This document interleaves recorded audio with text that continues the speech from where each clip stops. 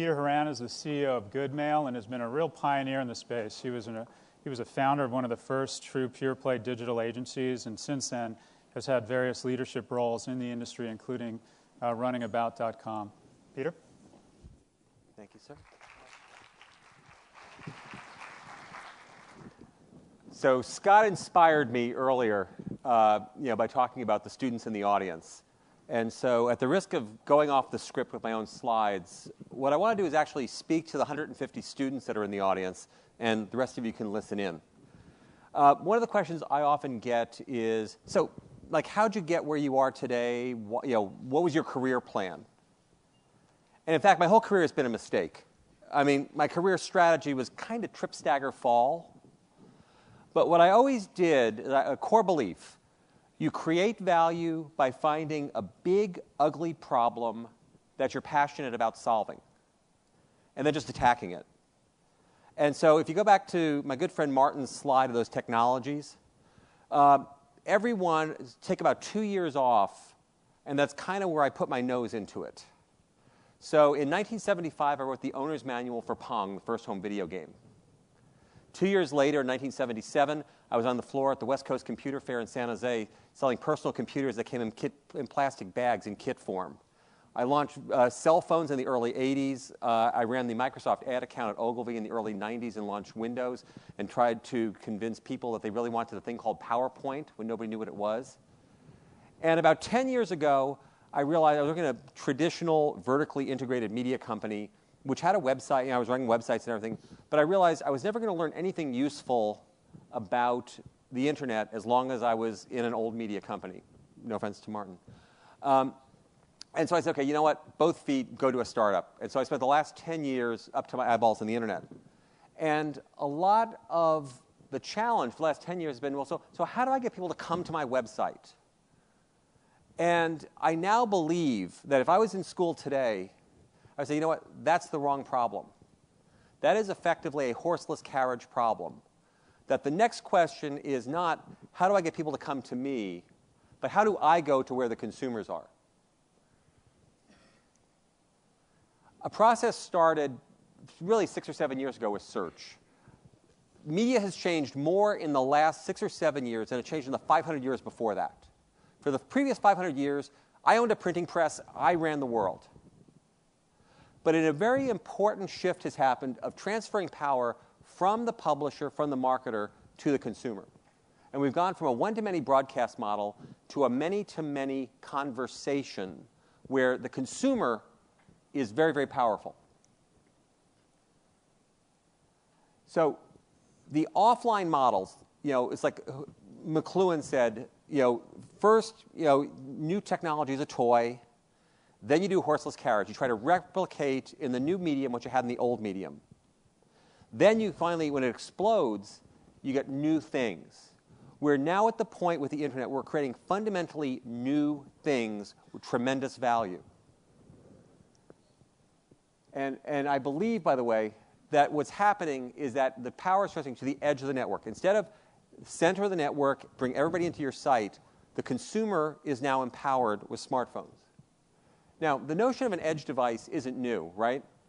ATMs were edge devices. Bank of America could have run more advertising saying, come to my branch. But instead, they put ATMs on street corners. McDonald's could have said, well, come on down to my restaurant. Instead, fast food companies put outlets in ballparks, in malls, in airports. There's been a lot of conversation so far about new devices. Everybody thinks the iPod invented music players. The iPod was actually about the 35th or 40th MP3 player. Creative Labs Rio was a big deal before the iPod. Now you go, who? But most of those devices came from the old world hub and spokes model. The notion was you'd go down to a record store, you'd buy a CD, you'd load the CD onto your MP3 player. Apple, in addition to cool graphics and everything else, changed the paradigm. They said, no, this device is a freestanding device. We're going to load music directly into it. Netflix, movies to your house. You don't have to go to the store. The New York Times is a great reader for your iPhone or for your BlackBerry. The Kindle. I don't go to Barnes & Noble anymore. I don't even go to the Amazon site. I shop for books and download them directly onto my Kindle.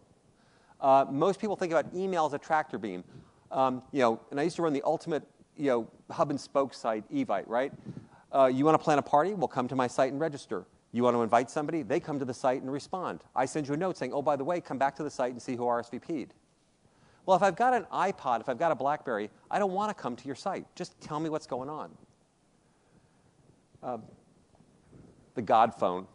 I was talking to my daughter and her husband this summer, and I had some question. Oh, we'll look it up on the God phone.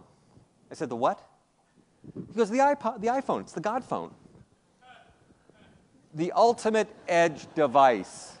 The one device to rule them all, the remote control for people's lives. But now think about this. So I'm an old fart, and I'm probably out of touch with this. But 50% of the people 18 to 25 have a smartphone with an unlimited data plan. 40% of those people have disconnected their landline. You can't think about a smartphone as a derivative of anything else. It is, in fact, the center of those people's universe and how they think about the world. This is something I've learned 10 times over the last 30 years. It's always important to talk to your customer. They'll teach you that in a good business school. It's a trap. As he says, if I asked my customers what they wanted, they would have said faster horses. Your customers, for the most part, don't know what they want. They can't help you invent the next generation product. So watch what your customers are doing, not what they are saying. We ask people, the only one, by the way, that doesn't work for this is Pong, the first one. But everybody wanted that. First time we saw it, they bought it. But we ask people about personal computers. Do you want a personal computer? No, I don't want a personal computer. Couldn't possibly use it. Cell phones. Do you want a cell phone? No, I don't want a cell phone. Why don't you want a cell phone? Oh, look, maybe if I was a lawyer or a salesman, I want a cell phone. But I don't want a cell phone. I'm not that kind of person. But then we discovered, no, actually, they liked it. If it was cheap enough, they wanted it. So solve a problem. In the case of the cell phone, have you ever had to use a dirty payphone? Have you ever couldn't find a payphone? Have you ever been late for a meeting? You tried to figure out, did you want to call? Stop and look for a phone and call ahead, or use the, wouldn't you like to have a cell phone in that case? Yes. But importantly, and this is like I'm low on time, so I'm going to hit a couple of key points. Recruit your customers as advocates. That's the big shift. The ultimate edge of your network is not your communications medium. It's the people that your consumers speak to. Your consumers are now empowered to be advocates or to be detractors. And if I was coming out of business school now, this is the problem I'd really want to solve, is how do you identify people in the social web who can either be advocates for the brand or detractors for the brand, and how do you arm and activate them? Movie reviewers, every Wednesday, newspaper movie reviewers review movies. And half the time they say, oh, this movie stinks. And then Friday, the movie opens. It's #1 in America. The theaters are full. Well, why was that? Because they trust their friends, not the reviewers. Actually, the last application is the perfect point for what do you do. You got to get away from derivative thinking. People have started to think about, oh, my real business is offline, and I've got my online site, which is kind of like my real business, but online, and the mobile is derivative of that. You got to turn around and say, no, if the mobile device was your only device, what would you do? And suddenly, it's personalized. I know who you are, where you are, what time of day it is. I know what you're interested in. And I can surround you with solutions. Location-based programming. We're doing this in email, which is, we're actually now have streaming video and email. And so instead of saying, oh, come to the Fandango website and see the cool G.I. Joe trailer, you can actually see the trailer in the email. So now 7 times as many people are actually seeing the trailer running. Target's doing the same thing. They want you to see the fashion. They want you to see the clothes. Now they actually put the streaming video in the email. They're putting the message out where the consumers are. So with that, thank you very much.